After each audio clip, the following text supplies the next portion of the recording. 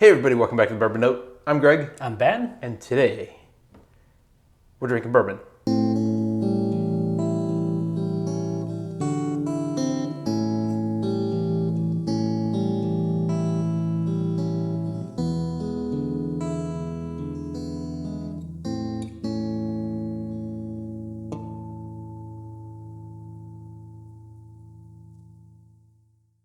So here are the stats, the high-level stats. 92 proof. Okay. I think we're okay. A lot of corn, maybe even corn whiskey level. Really? But it's actually a bourbon. Well, should we bring it out and show everybody what it is? No, but I haven't got to the best part yet. Oh, okay. So we're building. It's from Texas. Oh, God. We're drinking, bam, Yellow Rose Outlaw Bourbon Whiskey.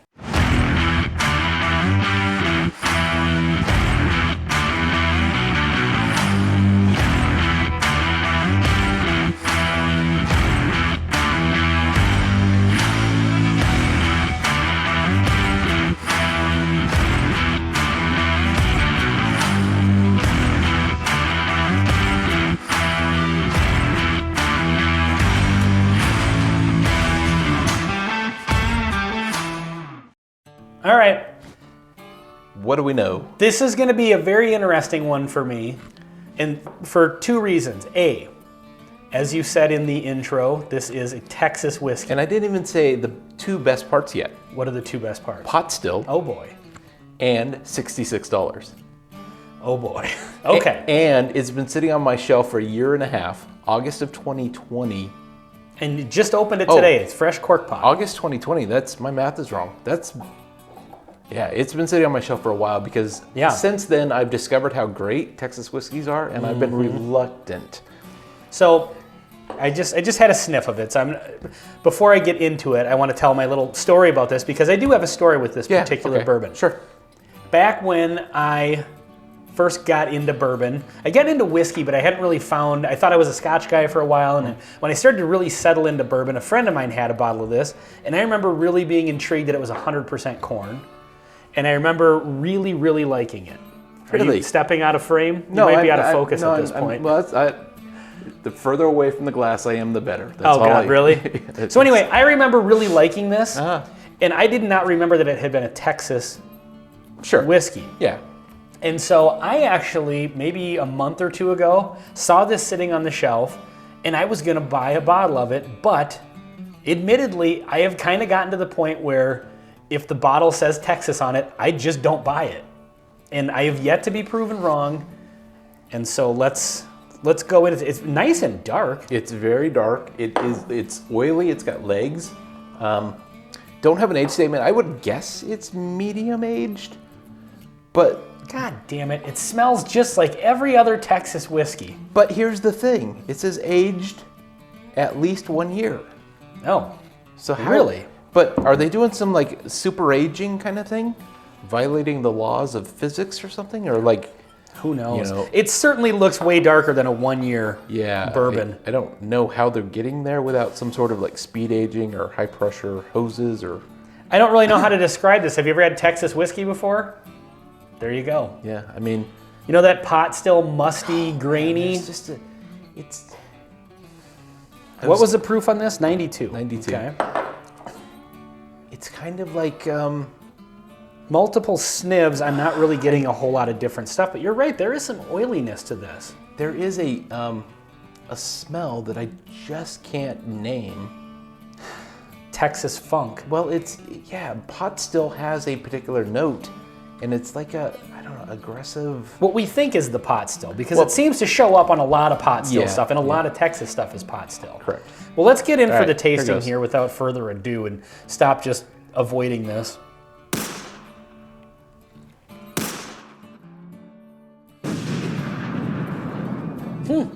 Much better on the taste than the nose, I will say that. Very brown sugar forward. Yep. But the finish is... It drops off a cliff for me. It's still, it's got a nice mellow burn, but there is a flavor on the finish. It's a bitter note on the finish, and I'm thinking of changing the name if we have another freaking Texas whiskey on this channel, because it's horrible. It's aggressively horrible. The bitterness? I'm kind of getting like a almost like a root. Like what's a root vegetable? a leek. No, I was thinking beets, but that's sweeter than where I'm going with this.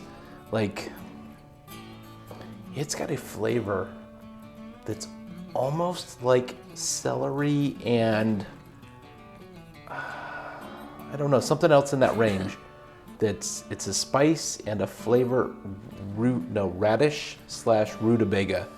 It's in that range, and I like none of those, and so. See, I'm not really having that experience. What I'm getting is there actually is a good upfront kind of punch of flavor, and you're right, it is brown, sugary forward. Yep. It's got and that oily. sweetness, like that corn syrupy sweetness, that because it's 100% corn. Now this qualifies as a bourbon because of the barrel aging process. You can have 100% corn bourbon. I thought corn whiskey had to be new uncharred or used charred. Correct. Yes. So it's legally not a corn whiskey, but awfully similar. Yeah. Technically. Here's the thing. On the nose, I was very off-put by it. It was typical Texas whiskey. On the palate, when I said that the finish, that it just kind of drops off, there's a nice burst of maybe more flavor than 92 proof in 1 year would suggest. I will give it that. I would agree with that. But that's very quick, and then it drops off a cliff, and it just leaves this lingering, and that's been my experience on both sips.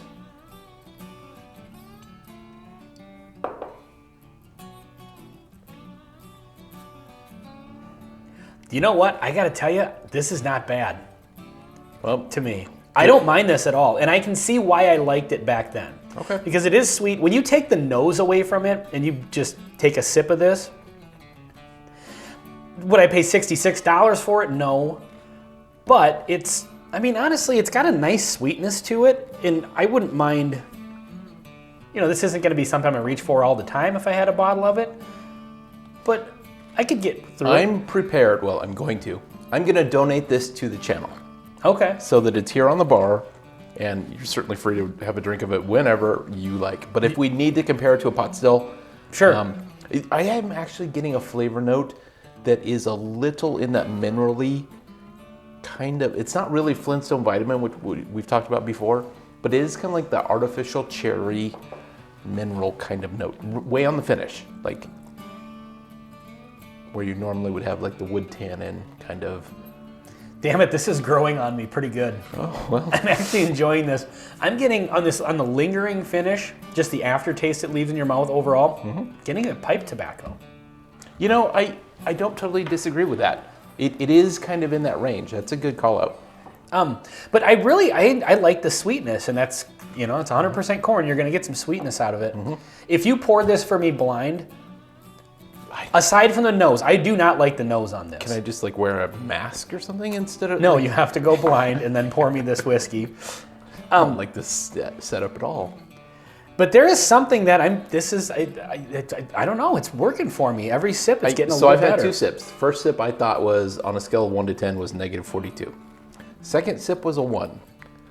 It's becoming less bad, and that's about as much as I'm gonna. Really? To be honest, the flavors up front are kind of nice. It starts as a really good one, and it really hits a flavor that I don't care for later on.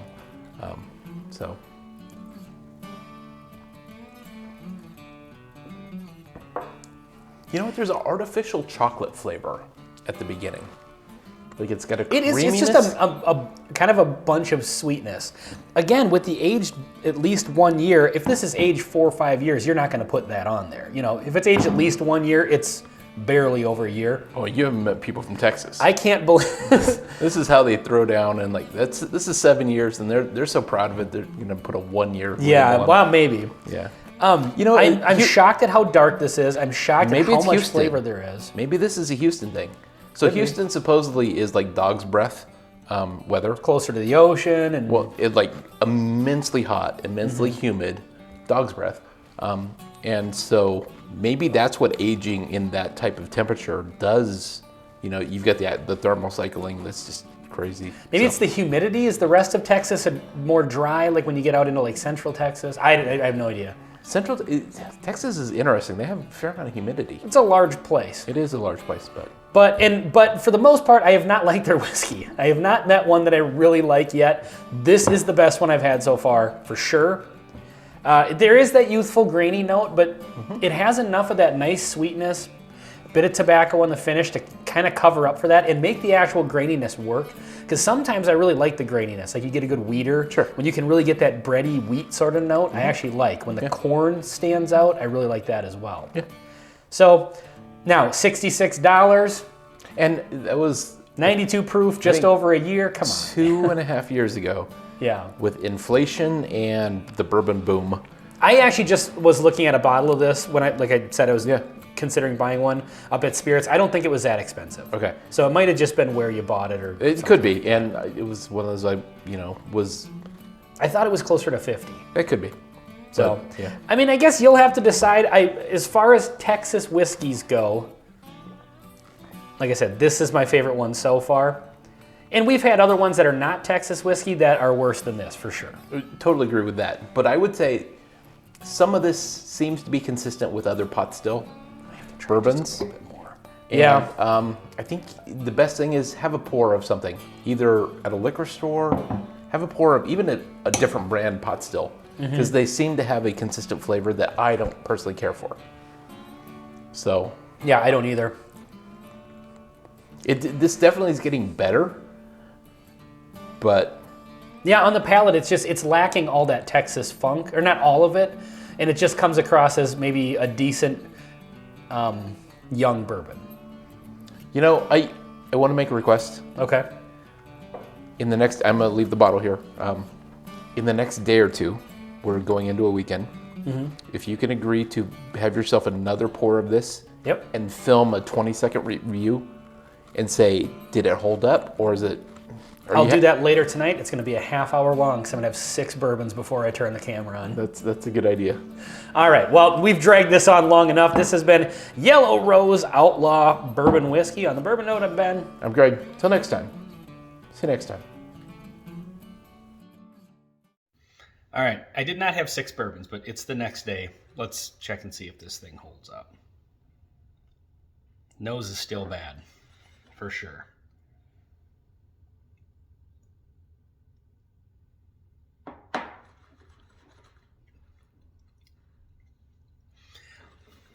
I mean, yeah, like I said in the review, it's not like I wouldn't pay $66 for it, but this could grow on me.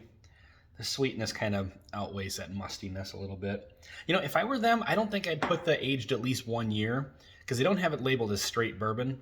So I don't know why you would even put that on the label, because that's an immediate not buy for me. If I'm going to pay $50 to $60 for something, and it says at least 1 year, I'm assuming it's a year. Still getting the tobacco on the finish.